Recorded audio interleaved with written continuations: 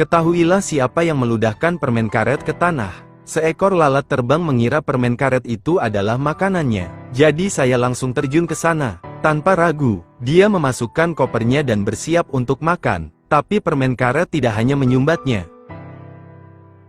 Hal ini juga menyebabkan lalat tersangkut setelah nozzle ditarik keluar. Kemudian 6 kaki panjang tersangkut di sana. Lalat itu begitu panik sehingga ia melebarkan sayapnya dan berusaha menjauh. Meski dia sudah mengerahkan seluruh kekuatannya, dia tetap tidak bisa lepas dari permen itu. Maka lalat itu tiba-tiba meledak dengan kekuatannya, dan tarik permen karet itu dari tanah.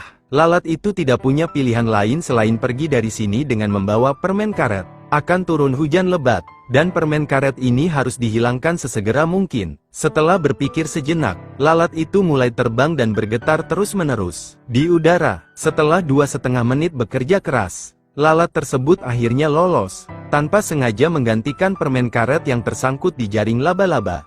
Lalat itu segera terbang dengan penuh semangat. Laba-laba mengira ada mangsa yang terjerat jaring, jadi cepatlah untuk memeriksanya. Namun ketika melihat lebih dekat, apa-apaan ini?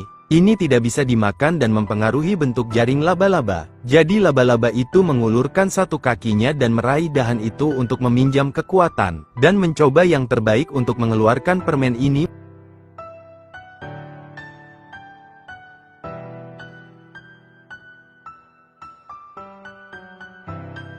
Menghasilkan lubang besar dengan jaring laba-laba yang muncul setelahnya. Melihat hal tersebut, laba-laba merasa sedih.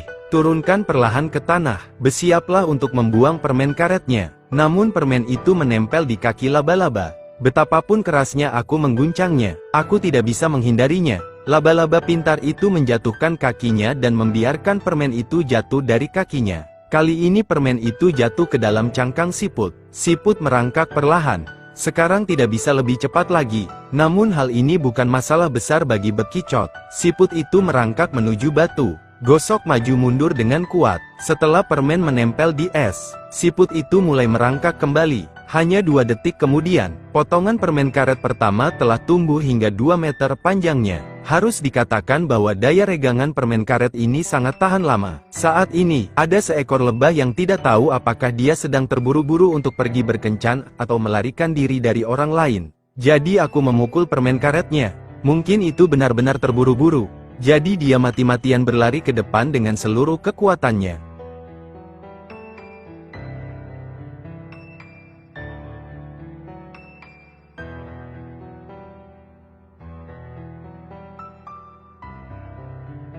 Jaring laba-laba yang baru saja diperbaiki tertusuk ke dalam lubang besar. Permen karet itu jatuh ke tanah. Ketika lalat itu melintas lagi di sini, ia melihat benda ini tampak familiar. Jadi lalat itu pergi tanpa menoleh ke belakang. Tak jauh dari situ, ditemukan permen lollipop lainnya. Lalat-lalat itu bersemangat dan tangannya gemetar mencari tempat terbaik untuk mulai makan. Setelah hanya makan 2 suap, sekelompok semut pun mengikuti baunya dan menemukan. Padahal lalat tidak mau. Lawannya sangat banyak sekali dan banyak sekali. Jika bertarung langsung, pastinya bukan tandingan semut. Jadi lalat menyerahkan permen lollipop ini dan berbalik. Ia tidak pergi jauh. Sebaliknya ia bertengger di dahan pohon dan menunggu kesempatan. Semut tidak banyak bicara. Bawa pulang lollipop itu bersamamu. Lihat saja semut mana yang menjadi pemimpin tim.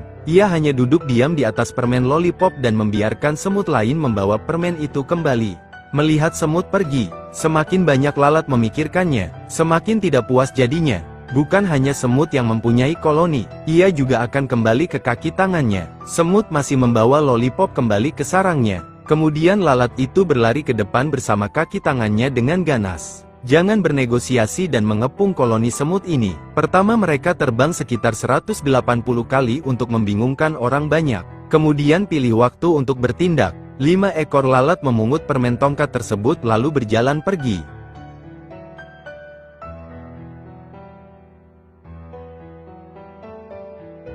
Semut tersebut tidak mau melepaskannya dan terpaksa terbang dengan membawa permen tongkat tersebut.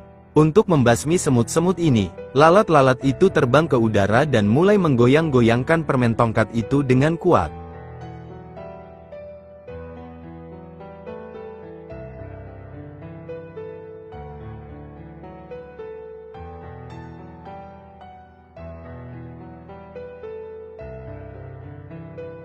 Melihat hal itu, lalat-lalat itu segera menjatuhkan pegangan yang tidak bisa dimakan itu. Ketika kami tiba, permen lollipop itu pecah berkeping-keping. Di kedua sisi kamu melihatku dan aku melihatmu. Seekor semut di depan, pilihlah sepotong permen lalu berbalik dan lari.